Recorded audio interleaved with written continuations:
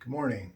My name is Michael R. Roser, and I am co-founder and chief facilitating coacher for strategiclifecoaching.com. Please visit us at our website at abundantlifeslc.com. Today it gives me great pleasure to talk to you all this morning. I wish it was live as it was supposed to be in front of DMH and Associates and Bonaventure Marketing. Due to the virus, we'll have to make do. I apologize for my lack of AV equipment here sequestered in my home. Anyway, thank you for your interest in strategic life coaching and specifically my transformation plan. So I hope you can all see this. Again, Michael R. Roser, chartered financial consultant and chartered life underwriter, spiritual director, and author. Again, abundantlifeslc.com is my website.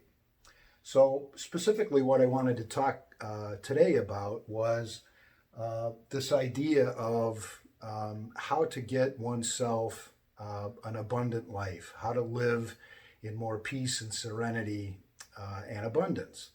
And so I've got a few notes up here that hopefully will help out my description of all of this. So first of all, one of my mantras is just to make a beginning on this process. And the way that I made a beginning was to take the 4 areas of my life that I found were out of balance and sought to put them back in balance. And so let me describe how I did that. First of all, one of the characteristics of a person's plan is our physical nature and our health and how we view ourselves. Secondly, is the emotional side of our characters, spiritual and financial. And as you can see, there are arrows going back and forth to all of these areas. And I'll explain how I kind of came to that conclusion and how it worked for me, and I didn't realize it. So all of them, if they're in balance, point down to, I think, some characteristics that we would all like. Abundance, peace, serenity, health, security, and finding the proper connections in our life. So what I did was I started to delve into the different aspects of how I would get abundance. So you might be thinking to yourself, as I was, if I was seeking balance in these areas of my life, then therefore my life must have been out of balance and out of whack in a lot of areas. So the first one is I had to begin with a process of self-reflection, which I believe leads to enlightenment, which then leads to the most wonderful human attribute I can think of a person can have, which is humility. So how we did that and what we do at SLC is we start with what is called an assessment session. And this assessment session was very important for me because what it allowed me to do was take each one of those 4 quadrants and ask myself some very self-revealing questions on what is causing me to be out of balance. And look for my video at my website, but that was critical for me because I was stuck in the why of things. Why were things happening to me? And when somebody suggested to me that I should ask the question what versus why, that changed a lot of things for me because what for me denotes self-reflection. It's much more revealing to me than why. Why for me was more of a self-pity and more of a blaming other people for the reason my life was out of balance. So I started asking myself the question, what was causing me to feel that I was out of balance? And that helped me tremendously. So starting with the physical aspects of our lives, it seems like most middle-aged people like myself wanted to weigh less and wanted to have some more energy. I felt tired all the time, and I wanted to look better and feel better. So what I did was I started with, in this assessment plan, to look at what my current situation was. Where was I at, honestly and realistically? So I needed some help to do that, and I strongly suggest, if it's been a while since you've seen your physician, if you even have one, your dentist and the like, to make those appointments and see where you're at. So I started with the medical aspects of it, and I did call my physician, and we started looking at the medications that I was taking. In addition to not feeling physically very well, most of you know my story by now. I was over 300 pounds, high blood pressure, high cholesterol. I was in a bad physical state, very deconditioned. But I also had some emotional issues that I've also shared with, post-traumatic syndrome disorder and anxiety and depression. And those required medications and the daily discipline of taking those medications as prescribed for me to be able to then have enough emotional balance that I could begin to change myself physically. Very important. So what we would do in the assessment situation for you, as I did, is we would find out your doctor's name and information and any medications that you're taking and any supplements that you might be taking. A lot of people take, I take saw palmetto for a prostate issue. I take a daily vitamin, in addition to taking gabapentin, which is something I take for my anxiety. I no longer take blood pressure medicine and cholesterol medicine, thank goodness. So then what we look at is your lifestyle. And again, this is where some self-reflection is really, really helpful, because all of those that I talked about on the previous page are interconnected with one another. So I was drinking too much, I was smoking cigarettes, eating a very poor diet, and that contributed to my emotional instability because I didn't feel right ever. And so we'll take a look at all of that. This also affects your sleep patterns. I was drinking an awful lot of caffeine during the day, Diet Cokes and coffee, because I felt tired all the time. And so, eating a lot of sugar and things to try to pep myself up chemically. And it was not working, and it got worse and worse and worse. So I had to change. Then we'll take a look at, in this assessment, your height and your weight, and where are you in that process? Did it take you, as it did me, 20 years to put on all that weight, or did I suddenly have a change in my health, as my fiance did, where her thyroid shut down and all of a sudden she was putting on weight and didn't understand why, and began to starve herself and do things that to try to combat that without really getting at the heart of the issue. So in this assessment plan, and it takes about 2 to 3 hours, we'll start to target all of those and start to ask you questions relative to where you're at currently. Then we get into the emotional side of things, which for me, I needed to peel back a lot of layers of veneer that I had put on top of myself, and trying to drink away bad feelings, not dealing with them in a healthy fashion. So the first question we would ask you, and I believe it's a very earnest question, if you look at yourself honestly, if you have that ability to do so, which is just, how are you? Describe for me, what your daily life is like right now. For me, it was very chaotic, and I didn't understand why. And so at SLC, we're going to try to help you develop and get in tune with those feelings.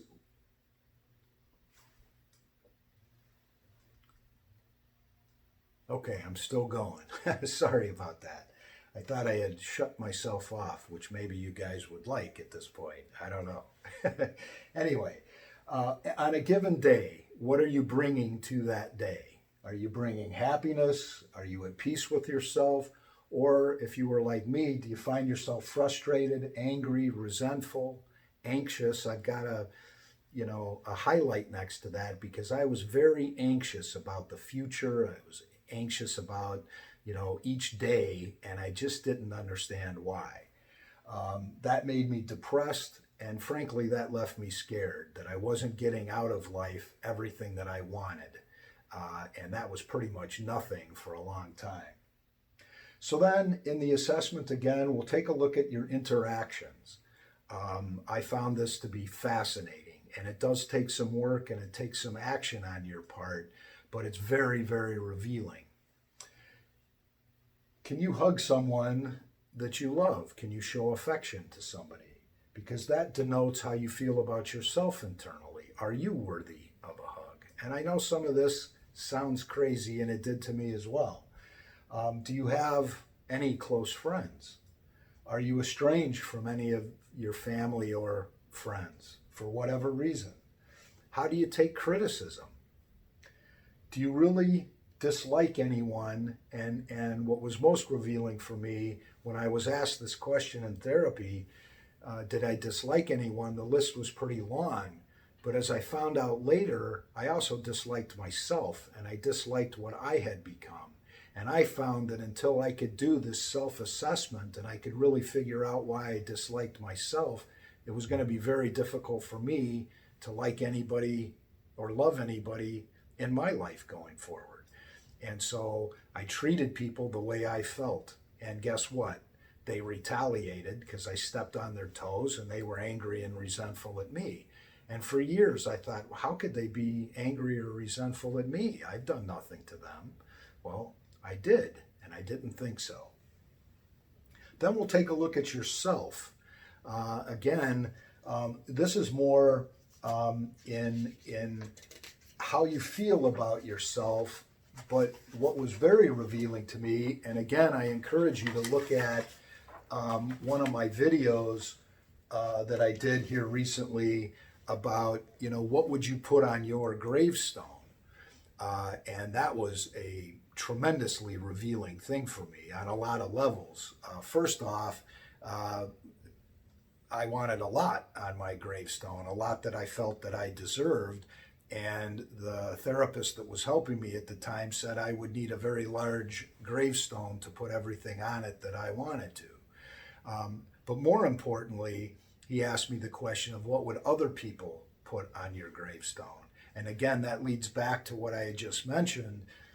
I thought of myself very differently than the people around me, and that was very hurtful, and it hurt my pride and it hurt my ego. But that is where my self-enlightening and my humility started to take shape, because I had to look at myself as I actually was. And nothing that I can tell you was more helpful than doing that. But it takes some courage, and it takes some work to do that. At SLC, we will help you do that. We will help you take a look at that and what we call right size yourself.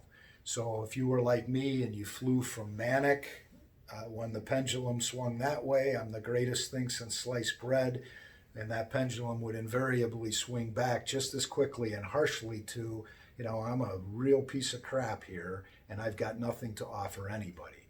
And so what our program does and what our transformation plan does is slow that, vicious swing back and forth until now I'm able to manage each day because, I may feel pretty good and, the market went up and I jogged, like I said recently, 6 miles in 60 minutes. I've never done that before. And then there's days when I'm sore and I'm tired and the market goes down and my daughter doesn't send me a text and just normal life things. But those are manageable now today. And I don't need to add anything to it, any chemicals or anything else. I can take each day as it comes in a healthy fashion. Doesn't mean they're all good. They're not supposed to be.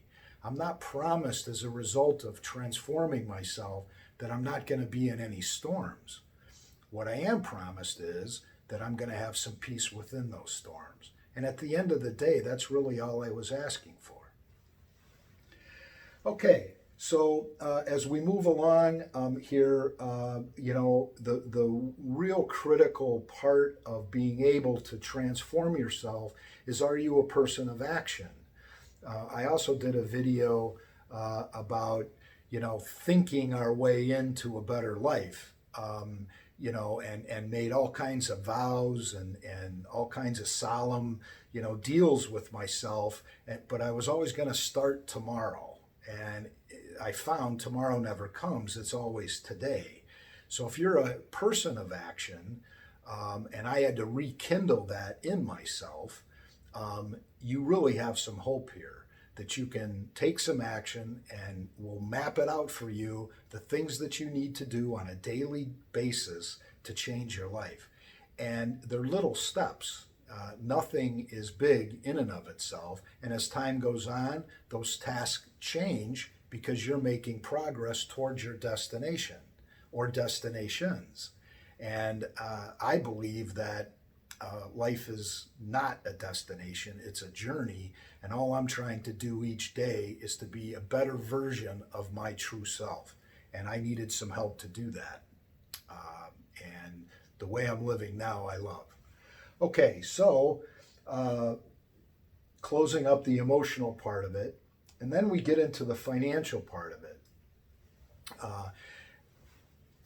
During my active addictions and things, the only part of my life that seemed to be in any order at all was my financial situation. And I was blessed to have a pretty good tactical brain, and finance and numbers have always made very good sense to me. And without a lot of effort, I was able to keep track of that very well, despite having all these other issues in my life. But for a lot of people, there seems to be too much month at the end of the money.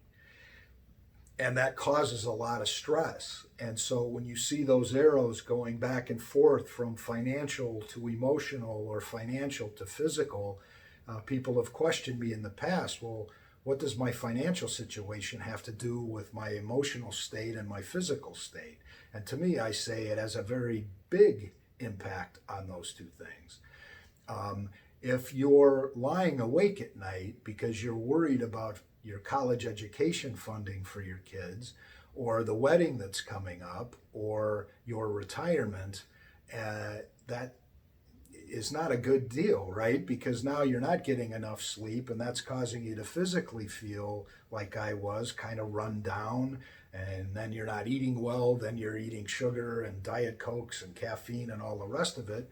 It seems to me that if you can get yourself in shape and get all of these areas in balance, then I sleep very soundly when I go to sleep tonight, and every night, because again, I'm in balance now. I'm where I'm supposed to be.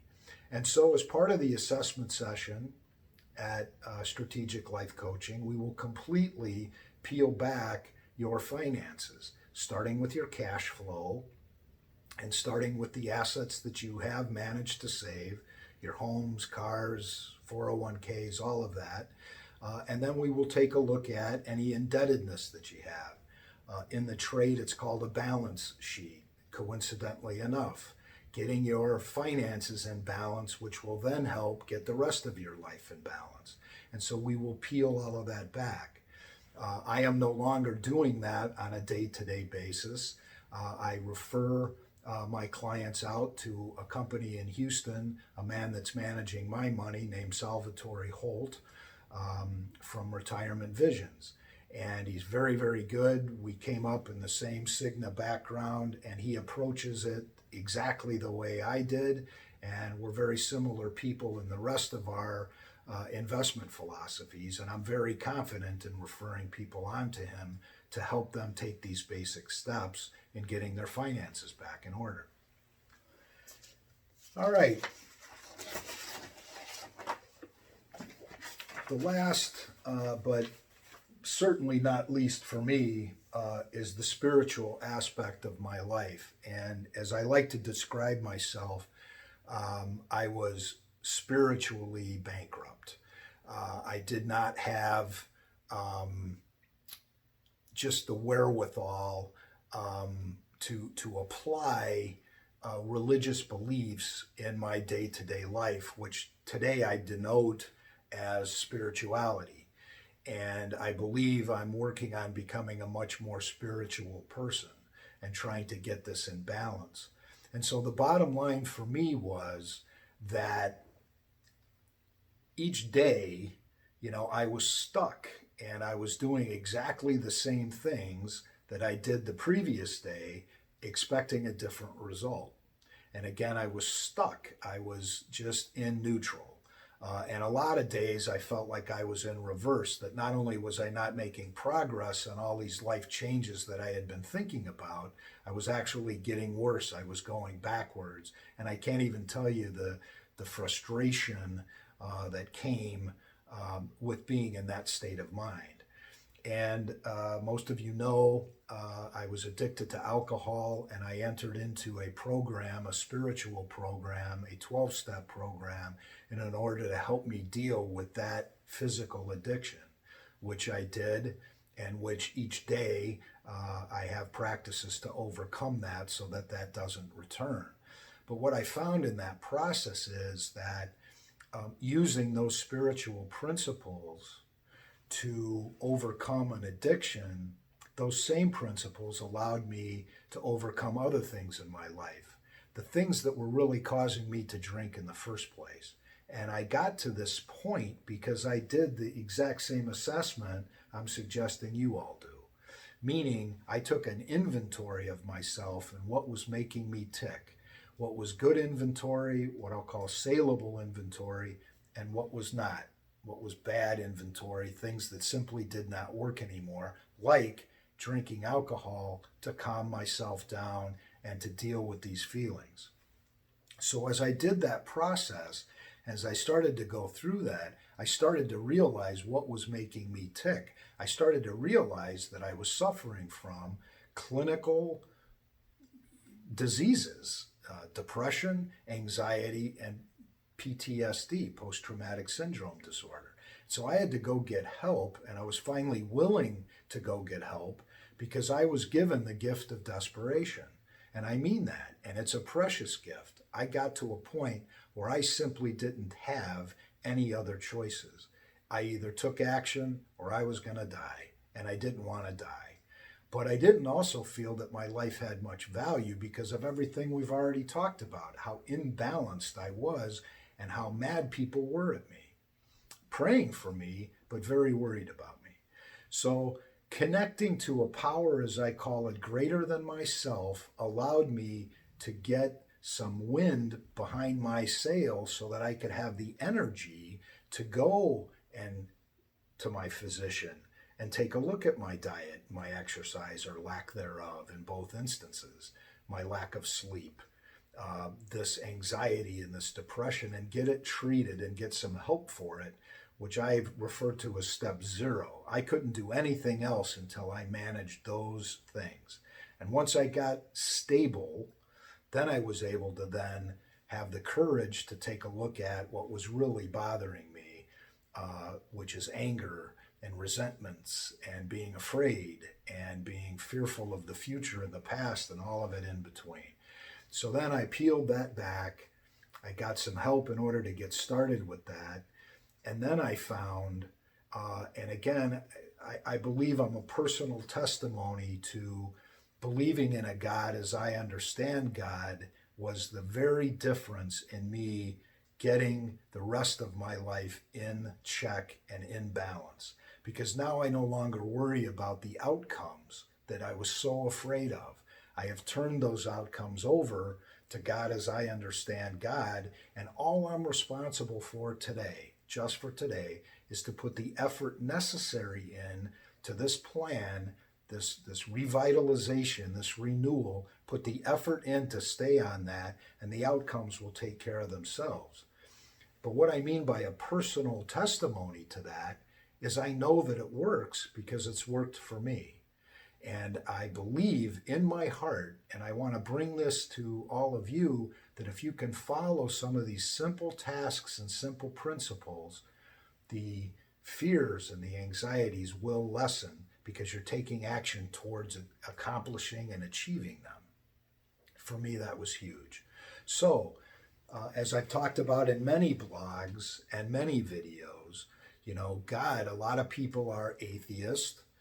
They don't believe that there's any creator of the universe and that we are all kind of managing by happenstance. And that's okay. There are a lot of atheists that have entered a spiritual plan and it's working for them, and they are changing and finding that their life can be more abundant, even though they don't believe in a creator, of the universe. And then there's people like myself, I guess, when I was really honest with myself, that are agnostic in nature. So they believe, as I did, that there's a God and that God created everything.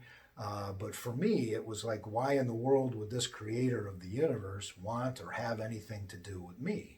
And therefore, when I would pray, I didn't think it was going to do any good, and it never seemed to. Well, as I broke down again through the assessment and learned more about myself, I was using this God, as I understand God, as a vending machine. God, please win the lotto for me. God, please relieve this alcohol addiction. God, please make my kids and my wife and my friends love me more. Please help me to get to a 6 handicap. All of these things, and none of those prayers were answered because my motivation wasn't sincere.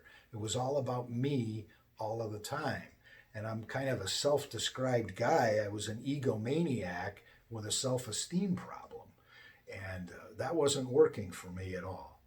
So when I turned to this God, I learned a couple acronyms for it, which helped me at the beginning a lot. The first one was good orderly direction. So if I can subscribe to this plan and I can take my medications when I'm supposed to, and I can start to walk, and I can eat a better diet, I can drink less caffeine, I can take a look at my finances, I can organize them a little better, I can go seek some help for the emotional disturbances versus drinking over them, and all of a sudden, that good orderly direction, I saw immediately changes in my situation. I began to feel better immediately. I began to sleep better immediately. Another one that I love is great outdoors. I find myself these days very connected to the outdoors. And when I'm out on a beautiful sunny day, I can feel the sun on me. I can notice the blue sky. I can smell the pine trees. A lot of people have said, stop and smell the roses. And I now know what that means. And to take some time and to improve myself. And it's been, I can't, guys, describe how rewarding it's been.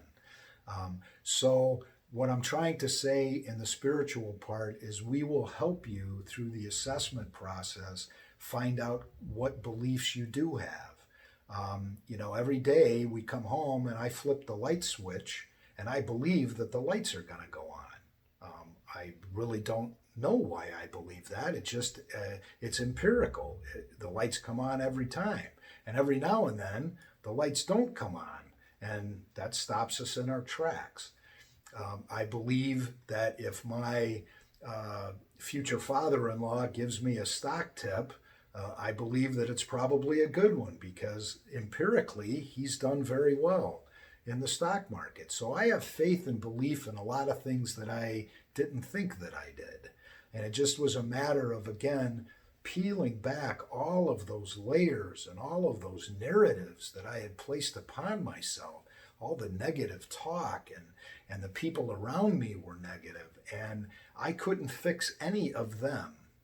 And it was frustrating. What I could fix and what I decided to take action on with the help of some good orderly direction was to take a look at myself and fix myself, and then perhaps bringing a new attitude and a new perspective to my life and how much better I feel, maybe the people around me would respond to that just like they responded to me being a crabby grouch all the time and always wanting my way and always making it about me, no matter what the situation was. So again, we'll help you. So now I've briefly discussed this assessment process. And by the way, and I'll bring it up here in a minute again, just as a point of concluding and wrapping everything up, we start with a discovery session. It's about an hour. And then this assessment session goes through all 4 areas. So then what are we going to do with that? Okay, so we're going to take that assessment back and we're going to take a look at it. And we're going to peer over it and we're going to custom design your transformation plan based upon your goals, your needs, and where you find yourself at currently and where you'd like yourself to go.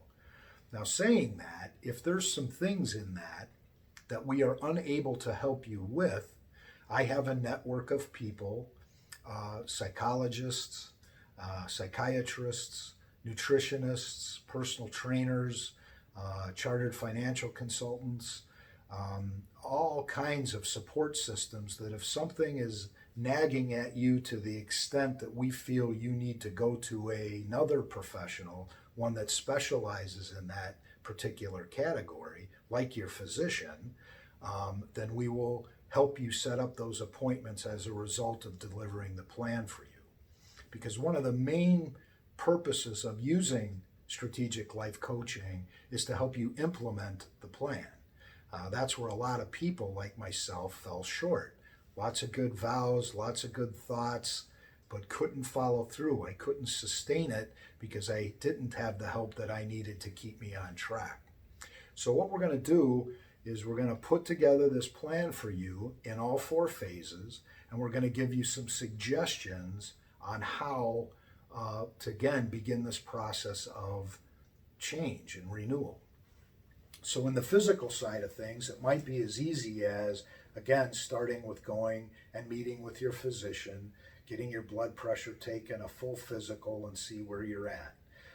I knew that I was very deconditioned because of prior times that I had gone to the physician, and my fear got so great that I didn't want to go to the physician because I knew it was going to be bad news. I knew I was in reverse, so I just avoided it altogether.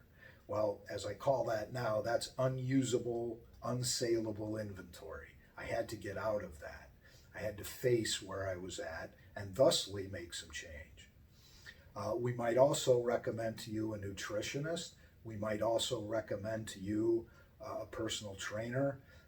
I got so into my physical rebuilding, I became a personal trainer, and I will help you do exactly what I did, precisely what I did in order to get myself back in shape at nearly 58. On the emotional side of things, we'll take a look at all of those questions we asked you. What's making you uneasy? What's making you anxious and depressed? And again, you might be addicted to an alcohol or substance that's causing you to not be able to get going. You're at step 0, so we might need to refer you on to a professional to help you, as I needed help, to get by that. Again, all of it is designed to help you make this beginning, to help you start to get these phases of your life back into balance. Financially, we will help you greatly. If you're struggling from, again, the too much month at the end of the money, we will help you get control of that. We will help you with your creditors if need be. We will help you get a plan to start saving, and hopefully as a result of that, it will lessen your anxiety, it will lessen your stress, because you'll know you're taking action on those things and you're getting better and you're making an attempt. And we will tell you again what you need to do on a daily basis in order to keep that in balance. It may need to be taking a look at your credit cards and cutting some of them up. I've done that for clients before. Again, this is not designed to not be painful at some levels. It does take courage and willingness in order to change, and we will help you do that. And then lastly, on the spiritual side, this can go, frankly, in lots of directions, and there's no right or wrong direction at all. All people are welcome in this 4th dimension of the spirit. All is on the table, all is fair game. So if you are an atheist and you don't believe in a creator of the earth, but you do believe that, gee, Mike, strategic life coaching might, through you this plan and you holding me accountable and meeting with me on a weekly basis and calling me on a daily basis, I see it's helped you. So if I follow this, maybe it'll work. And if you're an agnostic person and you find yourself believing in a creator of the universe, but what would it do for me? Again, I can serve as personal testimony that following this plan and praying to that God does make a difference. It did for me. And getting out in the great outdoors and subscribing to Good Orderly Direction. If you do believe that there's a God and you believe that that God was active in your life previously, which I found he really was, I just had, tuned it out, if you will, then we can certainly help you reattach to a religious affiliation and become part of a religious community again and start to serve and get active in that again. Over my adult life, I was very active in the church and pulled back, very active and pulled back. And now I find I don't have to thrust myself into anything. Becoming active is in its right time. I just kind of absorbed these things. I got involved in the prison ministry at Marytown, which is a convent very close to where I live. And I'm finding that to be just wonderful. Passing this message of hope to people who are incarcerated, who have had a very rough go of it, and trying to bring some light and some peace and some serenity into their daily lives. So again, the spiritual part of this is in fact a journey. And I found that the help that I got was very practical. It added some energy and it added some power, which I did not have to get me started. But now it adds to me, power of reflection and power to keep staying willing to follow this path and to look to God as I understand God for help each day in my interactions with people and with regard to my finance, my emotional state, and my physical state. Okay, the last thing I'd like to say is that a couple of things really is this process of self-examination, and this process is about investing in yourself. And I've heard a lot of people over the years talk about, well, I'm so busy with the kids and I'm so busy with my business, I'm so busy, I'm unable, Michael, to take this time and to commit to working out and whatever, and there's just no way I can fit all of this in and so forth. And also, it's good to say that there's a cost for joining a health club, and a cost for going to see a nutritionist, and a cost in deductibles that your health insurance won't pay for going to get help from various different people. And people kind of considered that an expense in their life, an expense of time and money. And the only thing that I would say to you is that I believe that this is not an expense whatsoever. It's an investment. And it's an investment that pays tremendous dividends for you in your life. It has for me. So by investing the time and some money into myself, into me, the dividends are great and they keep growing. And so, why would that be of benefit? Well, as I said earlier, if you're healthy and if you're in a better spot, you're going to bring that to other people, everybody that's around you. And if you're not doing it for yourself, do it for the people around you. Do it for your kids. If you're taking better care of yourself, you're going to live longer, and you're going to be nicer as you're living longer. And so it's just a matter at the beginning of 10 minutes. And I'll tell you a quick story.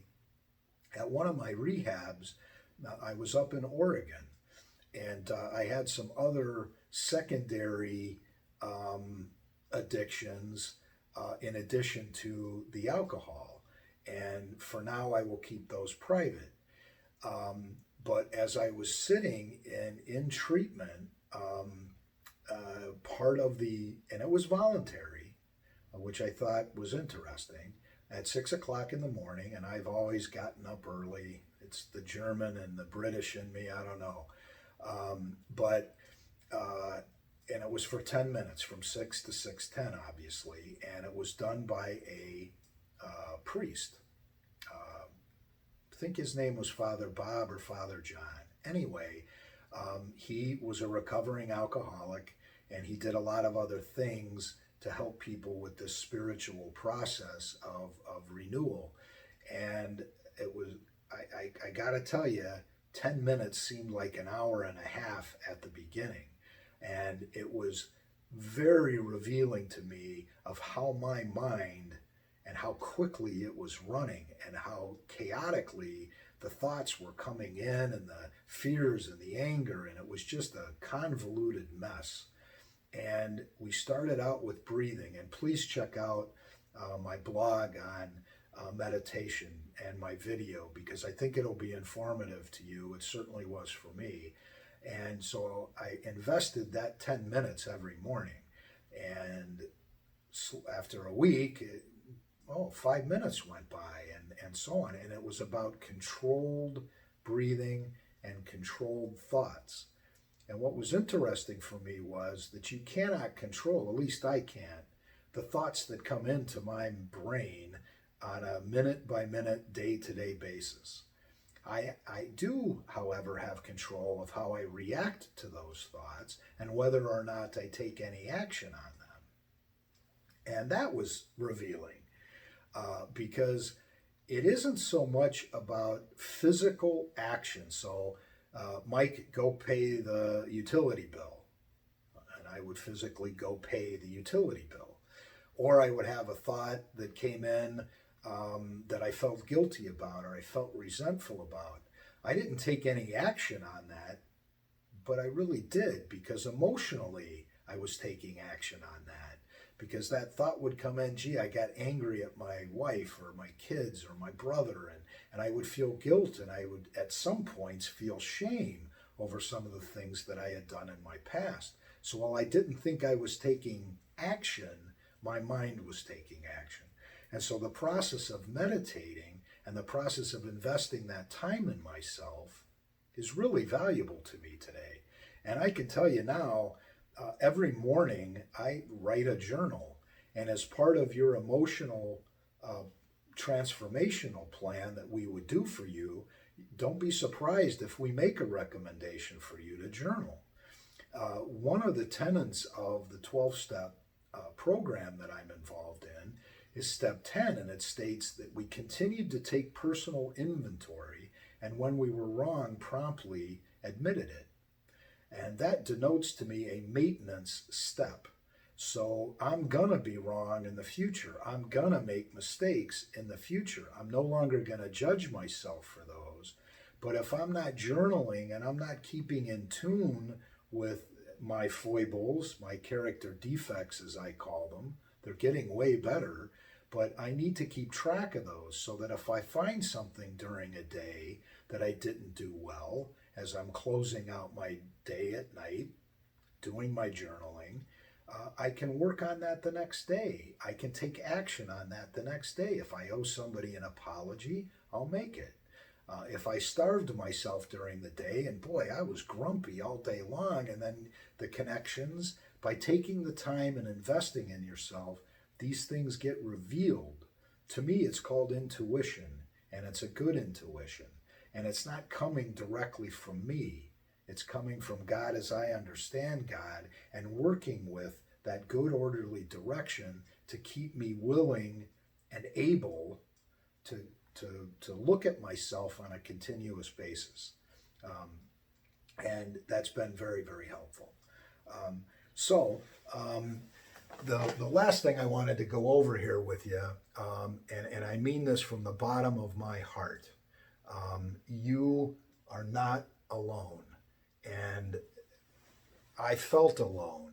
I had isolated myself. I had turned away from the people that loved me, partially because I was embarrassed at the way I was and the life that I was living, but also I knew that they were mad at me, and I just didn't think anything could be done.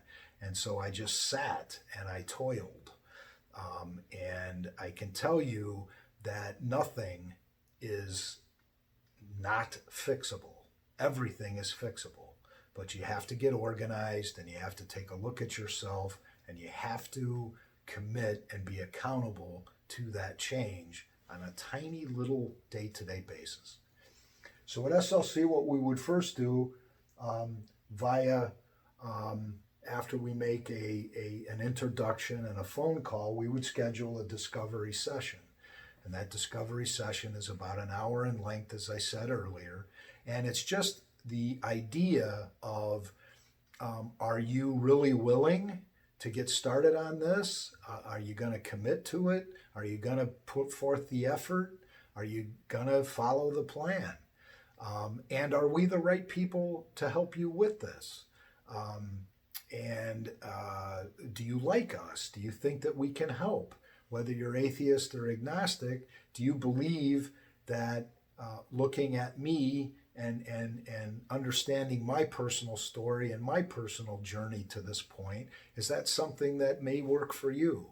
And if so, then we would schedule an assessment session, which I went through in detail, and I won't go through it anymore. It's about 2 to 3 hours, and we will ask you specific questions in all of those areas to come up with your true self as it exists when we inherited it. And then we will bring you back the transformation plan that says, here's where you're at, here's where you want to be, and here's how we can get you there on a day-to-day basis. The difference between me giving this transformation plan away for free, which I will, if you called me up and said, Mike, give me that plan and I'm going to take it and run with it, I am committed to that. I will give you the plan and you can run with it. However, my caution is that what SLC can help you with is the implementation of that plan and holding you accountable to that plan.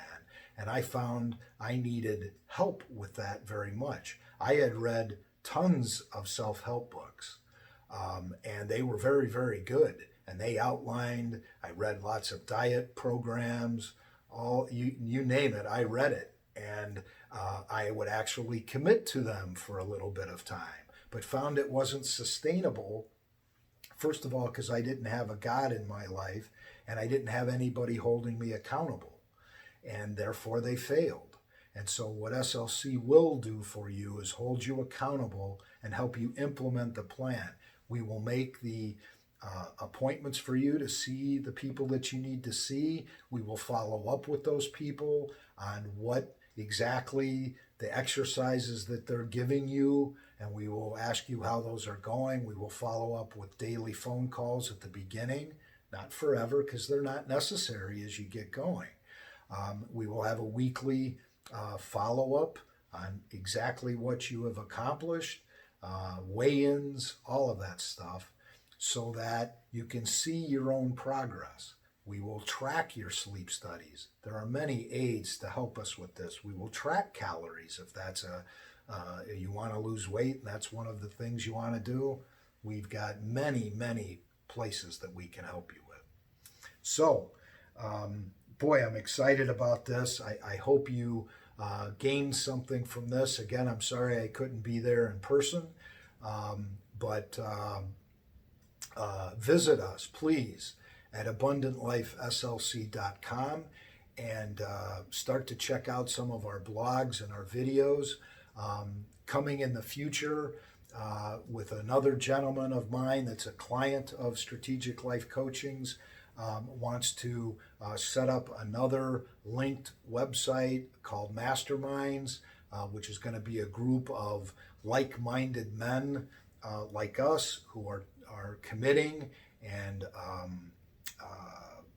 being held accountable to this transformation plan, and are going to get together via meetings and via websites and Skypes in order to just kind of give us all each other feedback and where we seem to be falling off.